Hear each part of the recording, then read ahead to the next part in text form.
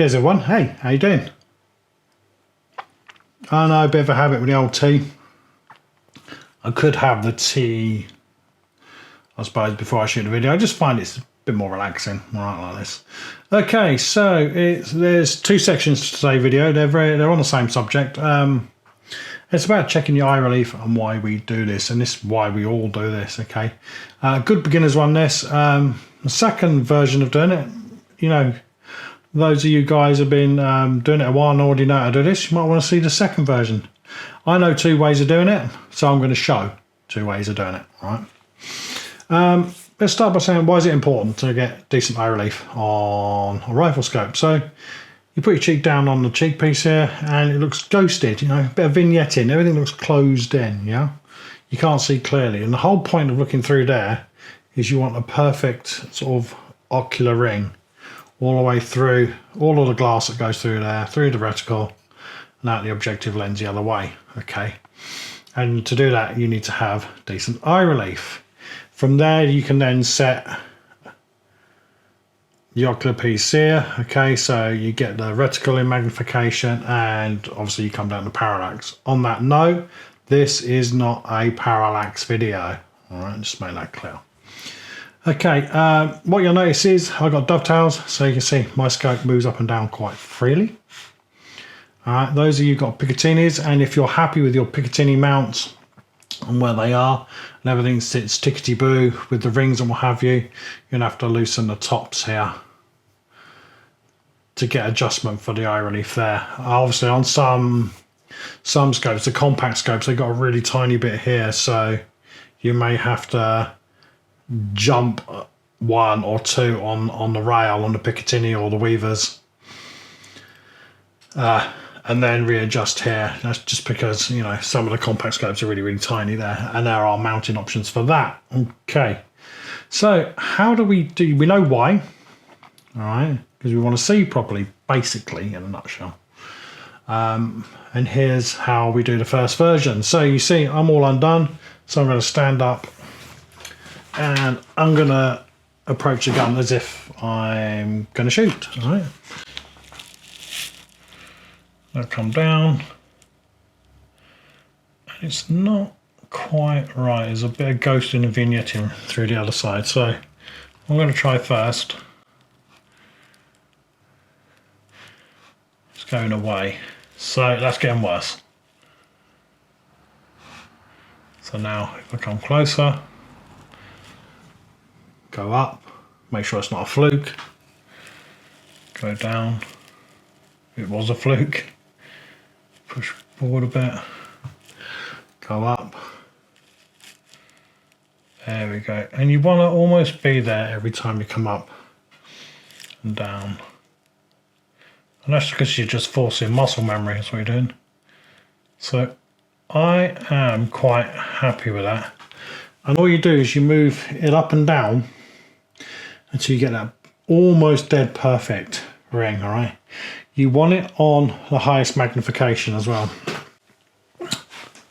So the reason why I'm doing it on highest magnification is there's a lot of working bits in here, a lot of glass, okay? It goes through multiple bits on the way through. And when it's on the maximum, you're going to get that effect a lot stronger than when it's down on the lower end of the magnifications. Okay, so if you get it right here, when you come down on the lower end of the magnifications, and I normally shoot 10, so this is a 16, so if I'm doing 25 meters, I'm at around 10 or 12 max. And if I just want to have a really good look, I'll hook it up to the 16, but normally sort of power of 10, power of 12. And you go down even lower, and the visibility gets even better, okay? On this scope, it's the first focal plane. I don't go down too low because the reticle shrinks. And I think I should do another video about that at some point, so stay tuned. All right, so that's the first way. Right then, part 2. Okay, so you notice that I've now got a piece of tape on the cheek piece, yeah, on the riser there. Why have I got a piece of tape on there, you say? So, what I've done, so camera shy person, my wife. So what I've done is just I've approached the gun. So I'm going to shoot. She's lined up. My eye, all the way down onto the tape. I did it 4 times, and there's 2 quite thick lines. All right, so I'm somewhere in the middle of there, because just ever so slightly I might approach it slightly differently each time. And that's quite normal, right? And that's happened. And what happens is you subconsciously correct that when you're looking through the ocular end of your scope there. So you'll subconsciously just move. When you've been doing it a while, you just kind of move. You don't even think about it. So what you want to think about is approach it naturally as if you're going to take a shot. 4 or 5 times, mark it down, mark an average. That's what I've done. Okay, so we're going to need something white. It works on anything really, but I picked this because it's padded and it's quite rigid, so I can hold it straight. That's what I want. With a bit of paper to flap about all over the place. Torch. What you're going to do is going to shine this through the end. Now, safety briefing, everybody. Emergency exits are here, here, and here.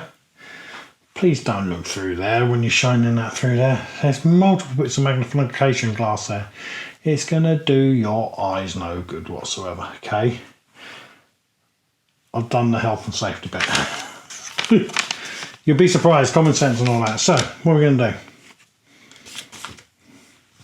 Glasses back on. I'm going to shine this through. And then what I'm looking to see on the piece of paper is a tiny, tiny little dot. Okay.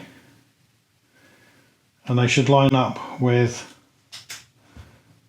the marks I've made. So it hasn't, it's slightly back. So what do we need to do? I don't know. Let's move the scope.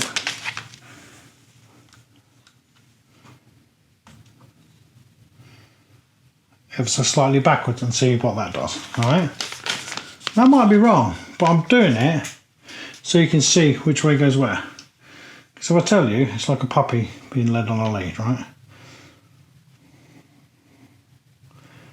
Again, tiny, tiny, tiny, tiny dot.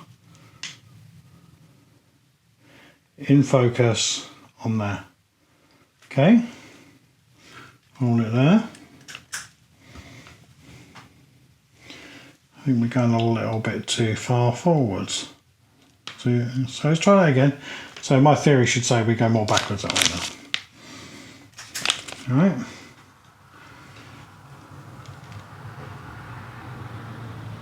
Tiny dot. Oh, I'm almost right on the last one. So I'm going to go a bit more.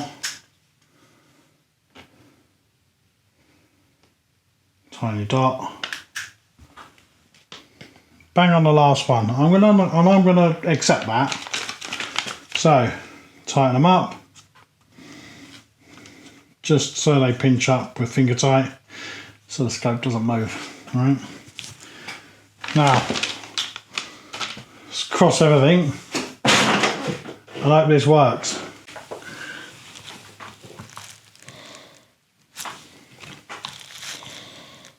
And as if by magic, I can see the whole of the scope. Okay, I'll turn the mag down. Let's go down to 10. That should improve things. And oh wow, that's super clear.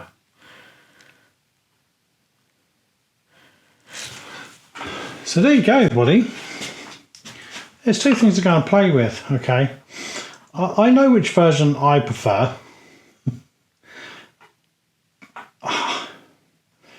Probably the first one because I've been doing it the longest, alright? And you might think that second one's a bit of a faff, but it works, Okay, and that's the whole point of today's video, just to give you two things. There you have it. Stay safe, shoot safe, enjoy.